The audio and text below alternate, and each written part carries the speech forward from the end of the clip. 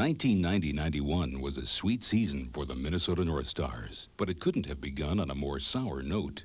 Early in the year, North Stars owners George and Gordon Gund approached the Metropolitan Sports Commission with an ultimatum: $15 million from the community for renovations to Met Center, and a commitment from Minnesota guaranteeing the sale of 10,000 season tickets. Otherwise, the team would leave Minnesota and head for supposedly greener pastures in Northern California. Neither the North Stars fans nor the National Hockey League wanted to see professional hockey leave Minnesota, where more Americans grow up playing and watching hockey than in any other state. However, after weeks of heated discussion and uncertainty, the people of Minnesota reacted predictably to the owners' negotiating tactics.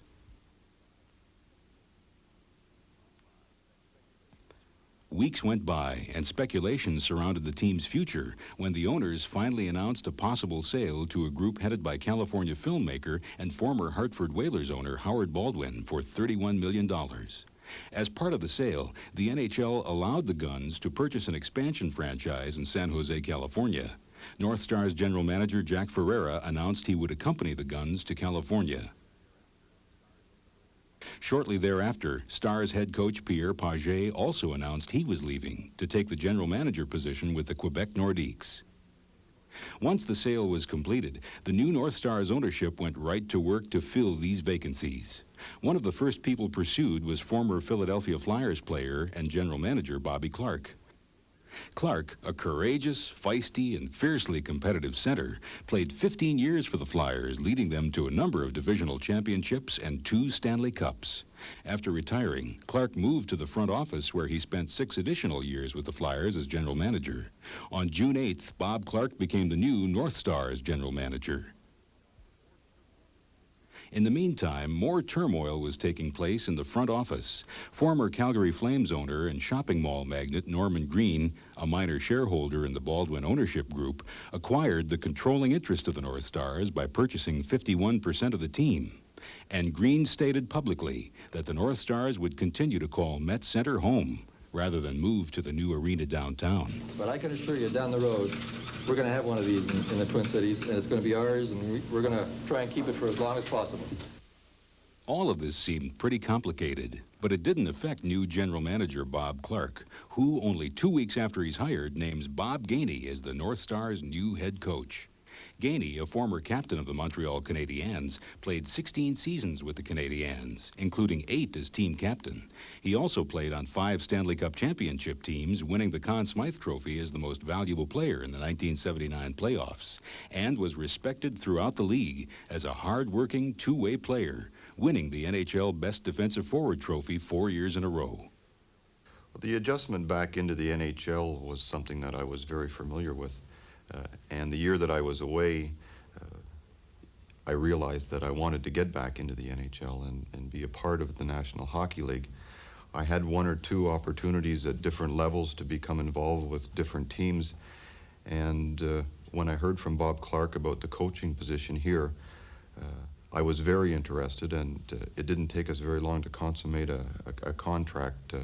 2 or 3 weeks of talking back and forth between Europe and North America, and then a trip over here, and I knew it was the place I wanted to come. As Clarke and Gainey began formulating plans to remake the hockey side of the business, changes continued to come out of the front office. After less than 40 days as an owner of the North Stars, Howard Baldwin resigned, clearing the way for Norm Green to become the hands-on owner.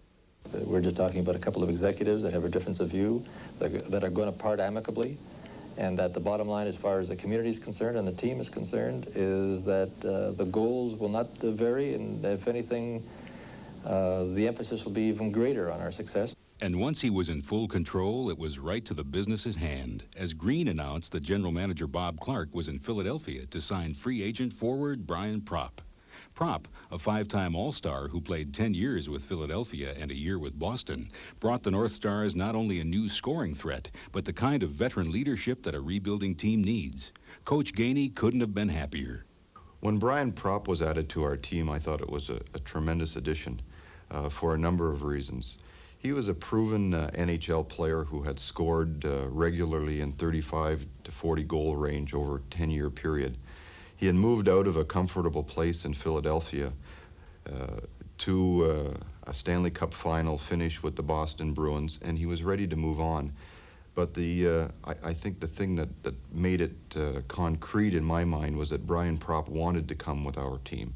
He expressed an interest in coming with our team, and I knew then that he would be a quality player for us throughout the season. Shortly after Propp joined the North Stars, Clark made another key trade by acquiring former North Stars and Montreal center Bobby Smith. Well, Bobby Smith coming to our team was a similar situation as Brian Propp. I don't think you can get enough good quality people on your team, and Bob certainly exemplifies that. I knew him well, and I knew what he'd do for our team inside the room and outside the room. I'm sure there were times early in the year when the players were having difficulty reading me, communicating with me, when he used his position to bridge that gap. And as far as his contribution to the club over the course of the season, I think you'll see a lot of small things that he gave to the team and certain players that were implemented along the way, and his great playoff performance, one of the leading players on our team.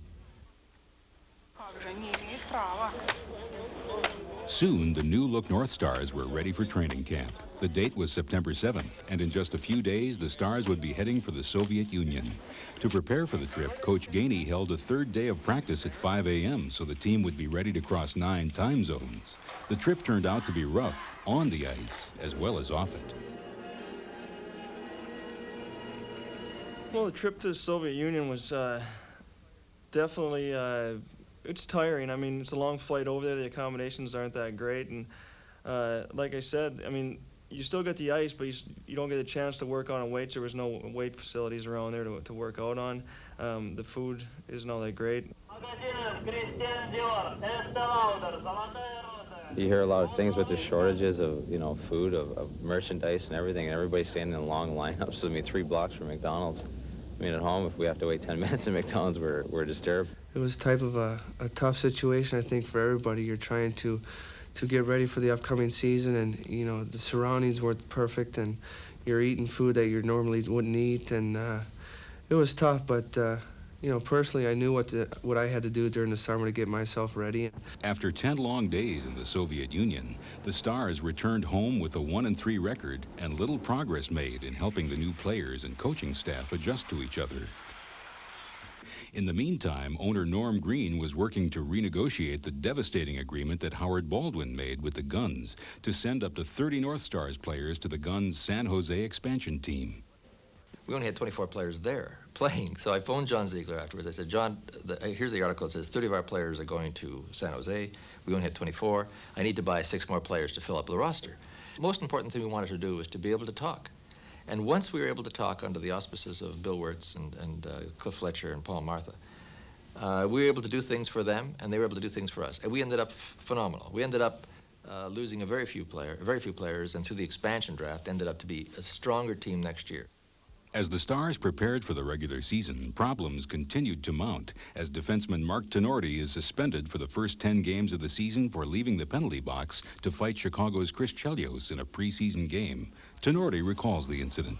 It's still a high-intensity game, whether it's preseason, regular season, or playoffs. I lost my cool a bit there, and that set me back. When it was finally time for the season to start, all of the off-season turmoil came home to roost as only 5,700 fans show up to see the Stars lose 3-2 to the St. Louis Blues. Still, Norm Green remained upbeat and optimistic. I was shocked, but I was still focused. I felt that if we just kept hammering away, kept on doing the right things, kept showing the public that we were hands-on, that we cared, that we had a line of communication with the fans. I talked to a lot of fans, as many as I could, to get a feeling of why this was not successful, because it didn't make sense to me for it not to be. I learned a lot. I made some mistakes. I took some advice as far as what people were looking for. We ended up by doing some discounting and some giveaways. A few days later, management saw a glimmer of hope as 9,129 fans show up to watch the Stars battle Chicago. We ended up having our biggest game was against Chicago on a Saturday night. 9,000 people. 9,000 people for Chicago on a Saturday night is really terrible, but compared to 4,000 or 5,000 on the opening, it was fantastic. So we get a little bit of encouragement there. There were very, very few signs of encouragement other than our confidence to know that if we just kept on running this business properly and everybody else in the National Hockey League was healthy, and that there's no way in the world that hockey shouldn't be able to be successful in Minnesota. But as the first part of the season trudged on, the North Stars' losses mounted, and the fans, disgusted with the off-season chaos and the team's on-ice performance, stayed away in droves. The lowest point maybe wasn't on the ice, but I think it was just the fan support, the 3,000, 4,000, 5,000 fans, and it was, I think, pretty disappointing for most of the players. We really felt that we could accomplish something throughout the season. We got behind the 8 ball a little bit. We got off to a slow start, so that set us back in the standings a little bit, but we never really got blown out of any games. We were never really not in games. We were competitive all the way through. Those 4-2, 4-3 losses just turned into 4-2, 4-3 wins for us later on in the season. It was evident the North Stars had to make more changes, so General Manager Bobby Clark picks up strong defenseman Brian Glynn in a trade with Calgary. Finally, after going 0-7-1 on the road, the North Stars win their first game against Quebec, generally regarded as the worst team in the league.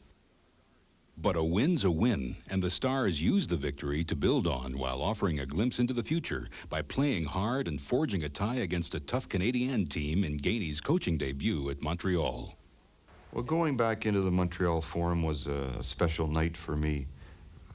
I had been away from the Montreal organization for a little over a year, but and even now very close to many of the people who still work there with their team. During 16 years there, I had the opportunity to have good nights and good seasons and bad seasons, and I think the people in Montreal, they understand, and they enjoyed the style of play that I had and the work effort that I gave them, and they gave me a great ovation. It was a touching night. It was a great night. Still, the fans were slow to return to Met Center. So the team instigated new promotional gimmicks, like the Star Stakes and Lucky Stars cash giveaways. We have a winner! $39,900. How do you feel? I feel great! The fans showed only a slight interest in these new ideas. And the theory was that once people came to the game, at that point for money, but saw the team, saw that we were permanent, saw that we were trying, that they would come back. Well, it worked a little bit, but as soon as we stopped it, those guys never came back again, because it turns out that they just came to win the money. The press wasn't helping much either, as Sports Illustrated came out with an article about the demise of the North Stars. But even in the article, Green remained positive. Nobody ever said to me, "What are you doing here? This is dumb. There's no way you're going to make this." Not a soul. So, and not a soul in the building. Outside the building, there are people that said that quite often, and a lot of people in the press said that quite often. But our fans, the guy that paid when things were bad, told me, "Norm, thank you, and stay with it. It'll be good." God, that was the most encouraging among many discouraging signs. After missing 2 games due to his wife's surgery, Gainey returned to the North Stars bench, and the Stars clobber the Flyers 7-0 to go undefeated in their last 4 games. 3 days later, the Stars pick up Minnesota natives Jim Johnson and Chris Dahlquist because the team needed more physical players. The new additions pay off immediately when the Stars beat the Blackhawks in their next game, as Johnson says hello to Chicago center Jeremy Roenick. Though the Stars are playing better, the fans in Minnesota remain unconvinced. Attendance continues to lag, and the Stars mercifully announce the end of their Star Stakes promotion. Norm Green, not one to give up, puzzles over what to do as he made his game day strolls through the Met, talking to the fans about what they want to see from this hockey team. By now, it's the All-Star break, and Dave Gagne and Bobby Smith are named to the team. And Gagne, who almost quit last season after a frustrating time trying to make it to the NHL, gets his first All-Star goal. That was probably the most nervous I'd been in a hockey game in a long time. There was a lot of attention focused around the All-Star game, and I was, kind of nervous and wanted things to go well. And being around all the best players in the game at the time, I never really considered myself, in that category. So it was really a special day for me, and to score the opening goal of the game was was just like a dream come true. Despite a few solid games, including a surprising 7-3 win over St. Louis, Norm Green decides to light a fire under everyone in the organization after a lackluster 4-0 loss to Toronto. And then we went in Toronto and lost 4-0. I watched the game on tape a couple of times and didn't think that our team worked hard. To me, that was worse than 4,000 people at a game, because with a hardworking team, we can build. Without a hardworking team, you got nothing. So emotionally, which I guess I do once in a while, but I don't do it on the hockey level because that's Bob Clark's department. But I went to Bob and I said, Bob, if we can't communicate to the public that we are hardworking, we've got nothing. We won't make this. Do what you have to do to make sure that the boys, we only have hardworking guys here. And if there's somebody here, I don't care how good a talent he is, that isn't a hardworking guy and doesn't communicate that he's a hardworking guy, then from my viewpoint, I'd really rather you didn't have him. We have to sell hard work. The team also stepped up their efforts to reach out to fans throughout the state. The team's new Vice President of Communications, Pat Forcia, explains the new direction. The team had to win people back one by one, and I think everybody in our entire organization, from Norm to our Zamboni driver to the ushers to Dave Gagne to Bob Gainey, everybody understood that, and that's the attitude that we all took. We, from the front office point of view, we need to do all that we can to make sure that the 3 hours that people spend with us is the funnest 3 hours they have. The entire organization recommitted itself to work harder than ever before. And Norm Green takes that message to the fans in a new television commercial. Hi, I'm Norman Green, and I'm here to tell you the North Stars have made some changes. Our players are working harder. Our ushers are working harder. Our cleaning crew is working harder. Even our Zamboni driver is working harder. Everybody here is working harder to make North Stars hockey great. Order a pair of 91-92 season tickets and we'll give you one more free. Plus, free tickets to this season's remaining home games. Just call 853-9420. At about the same time, the front office was getting their act together. The team was starting to work harder on the ice as well. From mid-January through the end of the regular season, the Stars went 12-2-2 at Met Center with a number of impressive victories and a 13-game unbeaten streak at home. And as the team began to work harder, you could see the great improvement in their individual performances. Nothing was getting by goalkeeper John Casey. And John is there, scooping that puck right out of the air, holding it high. Left wing Brian Bellows continued to shine. Keeping it in as the left point. Bellows right behind the goal, centers it in front. Bellows shoots, he scores! Mike Modano showed the skating ability of a future superstar. Left in the center zone. Keeps coming into the box. Oh, yeah! He goes right, he shoots, he scores! Oh, what a goal! Madonna took the defenseman Wesley right out of his skates. And Dave Gagne kept tallying up the goals.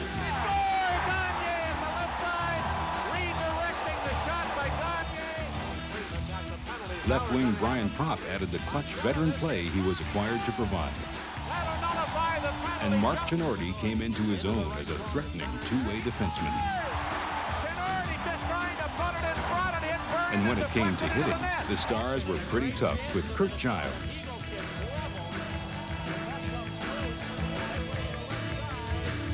Jim Johnson.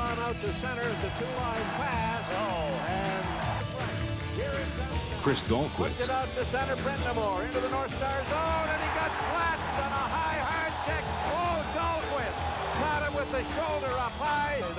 And who could forget Bump and Thump? Basil McRae. But this time it's Shane Churla getting a free. And Shane Churla. And does he hammer him? Out of ice time here tonight. Complementing this physical play was a newfound emphasis on speed as the Stars won shootouts against powerhouses like Edmonton and Calgary. Once again, the team hit the airwaves to talk to their fans. North Stars hockey, take one. Here they come, they're playing. Come on, relax, move the camera, left. These guys are fast. Hey, come on now, what a save. Did you get it? I remember, I don't know. What do you mean you don't know? I'm trying here. All right, now, come on, get number 4 here, number 4. I got him. Look at huh? Did you get the goal? I don't know. I saw it. I don't know. What do you mean you don't know? I'm not sure. Okay, smart guy, you try running this camera. Order a pair of 91-92 season tickets, and we'll give you one more free. As the winds started mounting, so did the crowds, with the first sellout of the year coming in the last home game against the first-place Blackhawks. The Stars had rediscovered the lightning in their skates, and the fans were beginning to provide the thunder in the stands that would carry the team to unexpected heights.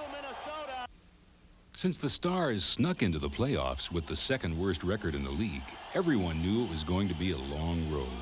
But when they drew the league-leading Chicago Blackhawks in the first round, they knew it was going to be a rough road as well.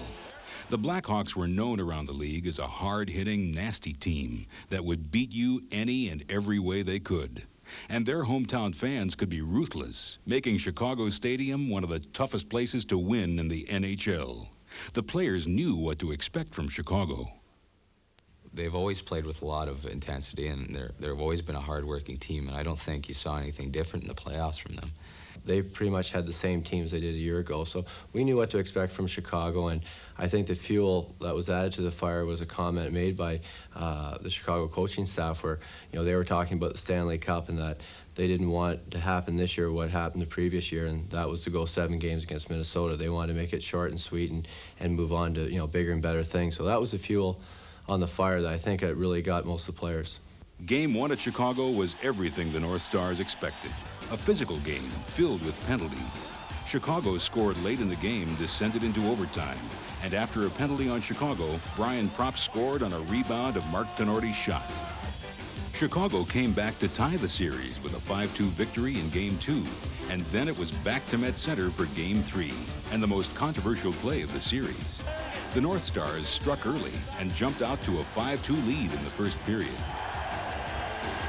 Listen to this crowd! But Chicago battled back to tie the score. Then came the controversial goal. Late in the game, Chicago's Jeremy Roenick fired a shot from 25 feet. The goal was counted, but the Stars claimed that Blackhawks forward Mike Hudson illegally interfered with Stars goaltender John Casey. There is no question about this. You can't allow that goal, Mr. Morales. The goal was ruled good, but the next day, the NHL supervisor of officials said the winning goal should have been disallowed. The referee made a mistake or missed a call, and it cost us a chance to win the game. It wouldn't have given us the game. We brought it to the attention of the supervisors, and they were in agreement with us that the goal, if it had been called correctly, would not have counted. Game 4 was the most bitterly fought yet, with 139 minutes in penalties and 2 Blackhawk players ejected. And over in the corner to the right of the Hawk goal. It's a game Basil McRae will never forget. It was a situation where we were ahead, and Chicago, I think, tried to change momentum, not just of that game, but of the series by trying to get physical. I don't know whether they were frustrated or whether it was a game plan of, you know, Mike Keenan's, but there was an altercation where it was probably one of the toughest things for me to do, and that was not to get involved, you know, in a fight. And you know, so many times you see it during the playoffs. You know, a lot of times the calls by the officiating are determined by the score, and with us being ahead, for me to get involved in an altercation, there was a good chance that we were going to come up on the short end of the stick. The start of the fourth game, what I remember most is we almost had a brawl at the start of the warm-up there. Guys were lined up around center ice. I remember Baz was in the middle of it, and Tenorti came in and Churla, and I remember I was there yapping too with Dirk Graham, and finally things got split up a little bit, and we're sitting there along the penalty box, and Dirk Graham's talking to Wally Harris, and I came over, and Dirk was saying how, you know, the North Stars had, you know, tried to instigate this brawl, and I was telling him, no, Wally Harris, the director of refereeing there, that it was the Hawks. And then I remember Dirk saying to me, he says, doesn't matter what you guys do, you're never going to win this series, Brian. And to me, I remember that sticks out so much in my mind, because I said, you know, Dirk, tell you what, I don't think you guys will win another game here. And it ended up being true, because our team we ended up winning the next 3 games. The Stars took advantage of Blackhawk tempers for a 3-1 victory. The series is now 2-2 and headed back to Chicago. Once they take the ice in Chicago, the Stars score early and often to stun the sellout crowd and annihilate the obviously frustrated Blackhawks 6-0.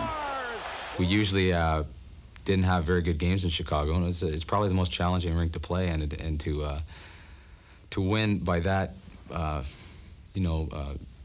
large of a score was a big boost in confidence to us, and I think that was probably the pivotal game in us turning the corner and gaining confidence and believing in ourselves for the rest of the playoffs. The scene shifted to Met Center. Game 6 was a hard-fought battle, but the physical play of the North Stars and the sellout crowd was too much for the Blackhawks, as the Stars sent them packing with a 3-1 upset. Bob Gainey credited the victory to his team's discipline. We had to find a way to beat their pressure game, and that was with quick puck movement and good positional play by our players. We also had to take advantage of their flagrant misuse of the rules. They would use the rules to their advantage, trying to intimidate at times, trying to push the rules to the limit. Our power play was outstanding during the series, and if there was one point that you can look at and say, why did we beat Chicago, it was because of our power play. I think the fact that we had a lot of power plays helped our team last year in the playoffs, and according to what Mike Keenan said, that we had too many in the playoffs, you have to look back and figure out that, why did we? Was it because that other teams were taking dumb penalties, or was it because we were a very disciplined team, and because we were beating teams that we weren't supposed to, as according to other people? Maybe they were getting a little upset. Maybe the other teams just couldn't handle the fact that Minnesota North Stars were beating them. And because of that, I think you saw a rash of penalties at certain times, especially in our building when we had blown out some teams. We're up 3 or 4 goals going in the third period. So the fact that we had 152 power plays in the playoffs is probably more of a tribute to our team playing so disciplined and playing so well. In eliminating the hated Blackhawks, the Stars had defeated the #1 team in the league. But an equally formidable opponent lurked nearby, the #2 team, the St. Louis Blues, led by Brett Hull, hockey's Mr. Everything, a guy who sends shivers down an opposing goalkeeper's spine every time he touches the puck. But Bob Gainey had a plan for containing Hull. Brett Hull was the leader of their team offensively throughout the season.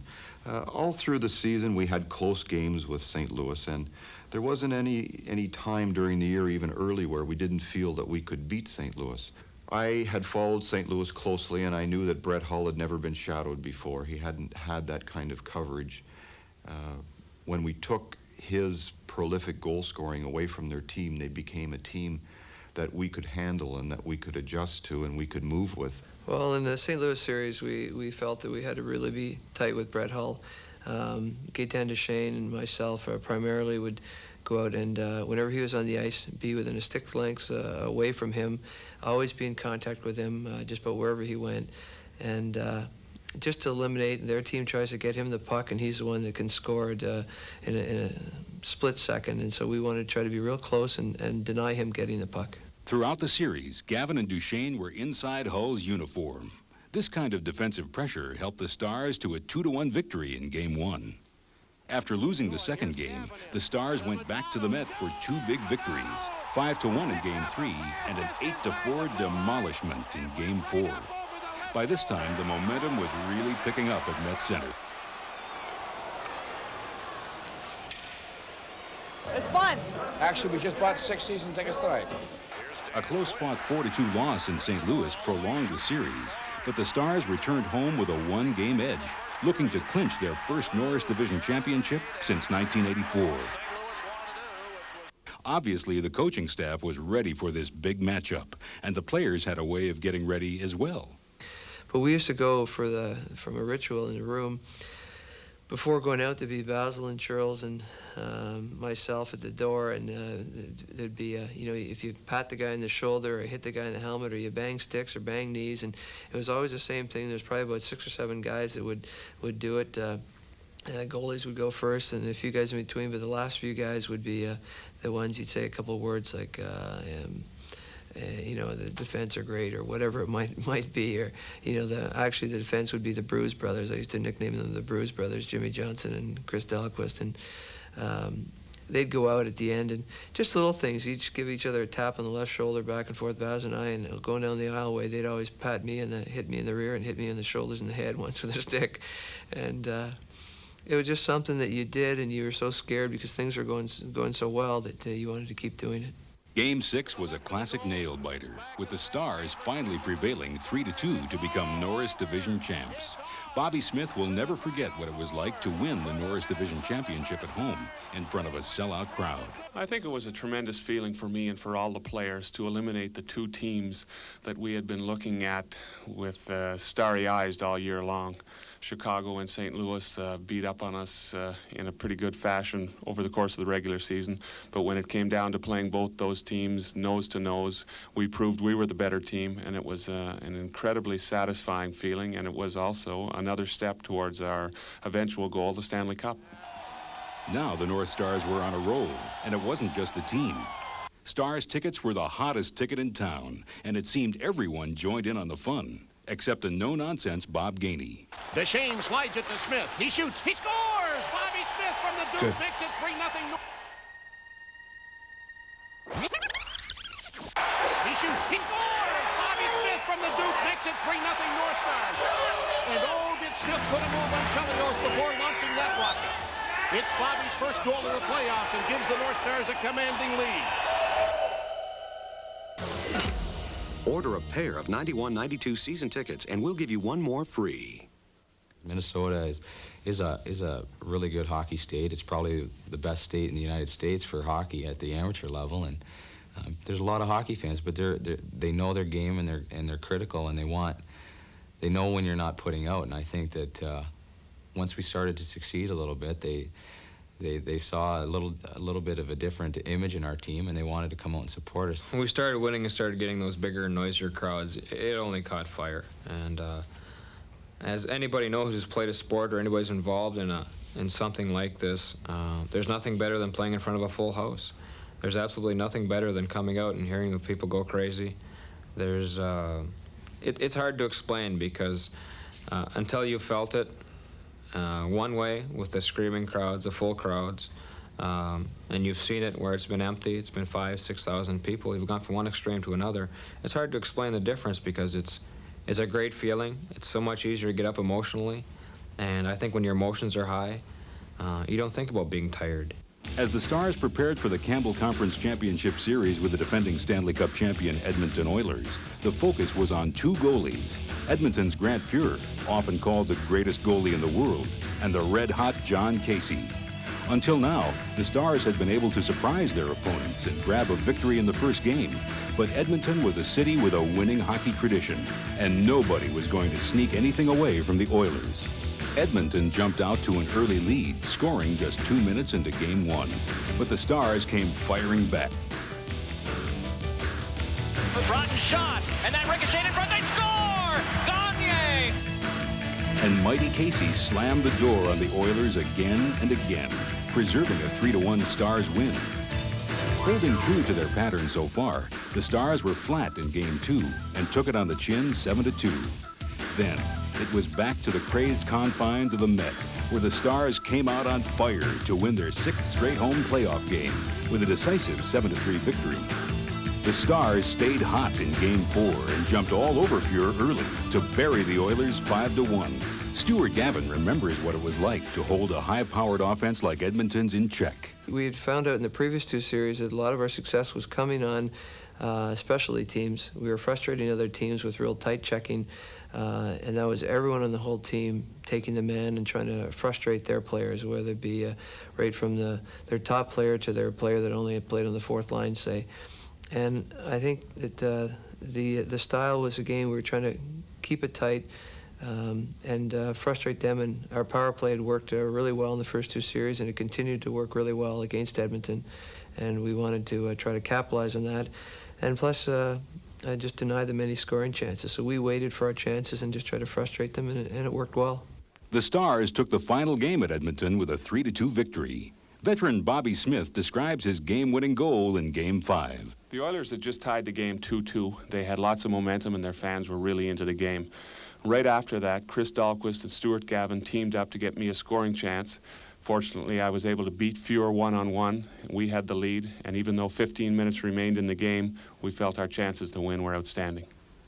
The Stars returned to Minnesota as newly crowned Campbell Conference champions, entering their first Stanley Cup Finals since 1981 against another Cinderella finalist, the Pittsburgh Penguins.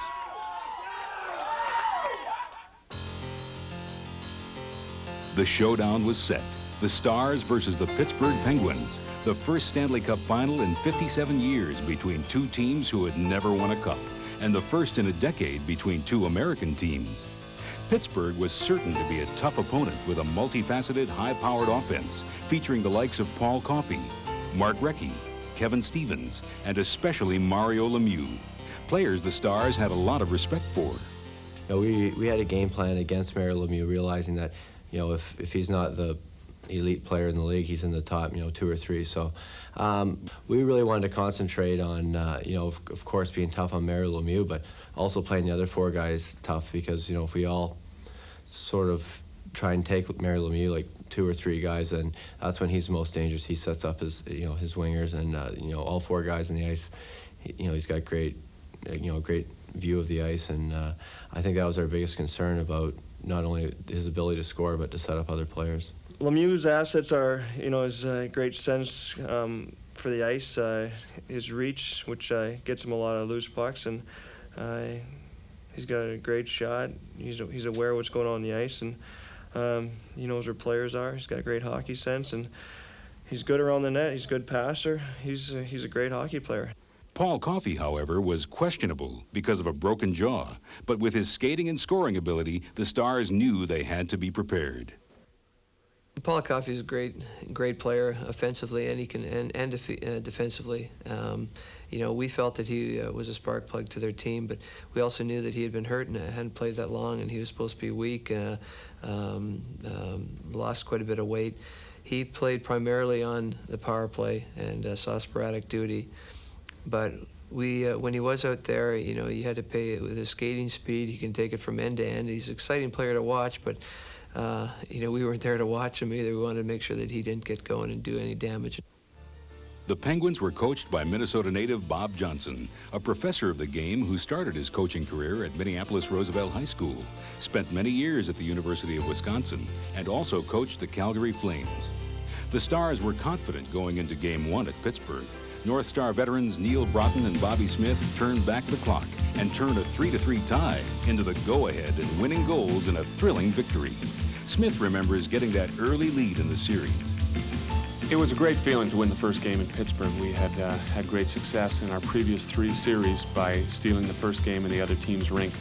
And the guys were very intent on going out in Game 2 and trying to get a 2-0 lead, because we thought that going back home with that kind of an advantage would really put us in the driver's seat. But even winning Game 1, we felt very good about our chances of winning the series. On to Game 2 as the Stars pledged to break their string of second-game losses. Unfortunately, after tying a cup record with 32 power play goals in 3 series, the power play short circuits, going 1 for 14 in the first 2 Pittsburgh games, and they come up short in a 4-1 loss. Game 3 was back in Minnesota, and much to the surprise of the fans and the team, Mario Lemieux was not in the lineup because of a back problem. The Stars took advantage of the situation, and Game 3 goes to the Stars with a 3-1 victory. As the fans filed into Met Center seeking the inevitable Game 4 victory, things took a nasty turn for the worse. Pittsburgh scores the fastest 3 goals in Cup history, and the Stars trail by 3 before many of the fans are in their seats. Despite a valiant comeback, the Stars fall 5-3.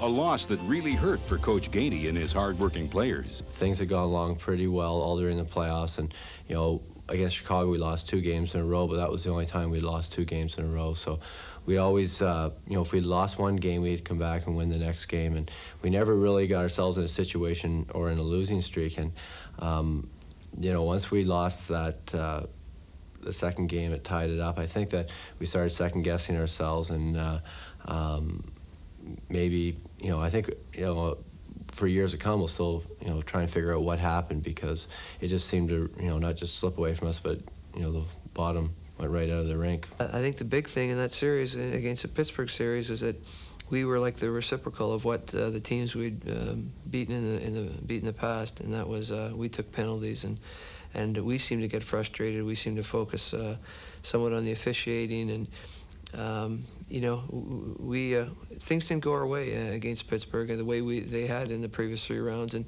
it got frustrated. But we always did feel up to the last game, and even into the last game, that we could come back and win. The next game, the Stars start almost as slow as the team gives up 4 goals in the first 13 minutes. Once again, a dramatic Stars comeback fell short as the Penguins win 6-4. Hopes were high at Met Center for Game 6, but a battered and tired North Stars team seemed to finally run out of magic as the Penguins shocked the sellout crowd into submission with an 8-0 victory, carrying away hopes of thousands of Minnesota hockey fans along with the Stanley Cup. The North Stars' mission to bring the Stanley Cup to Minnesota fell just short this season, but their accomplishments in just 1 year cannot be overlooked. Through hard work and perseverance, an overachieving bunch of players and coaches rescued the franchise from hockey's scrap heap and took Minnesota's hockey fans on a roller coaster ride filled with fun that we'll never forget. And by working harder than ever, the Stars will be back, tougher than ever, next year. We're not in salvaging, we're not in desperation, we're not in trying to save, we're not in trying to rebuild. All we're trying to do now is that we're okay and we're building for the future. We're going to go in as tough and as hungry as ever next year. The only prediction for next year is, I know the guys are going to go in wanting that cup more than they wanted it this year. I think there's a great pride on our team right now, and it'll show through again next year. I think there's no reason, if we all believe in that we can do it and work towards a common goal, that we can be there again and hopefully this time win.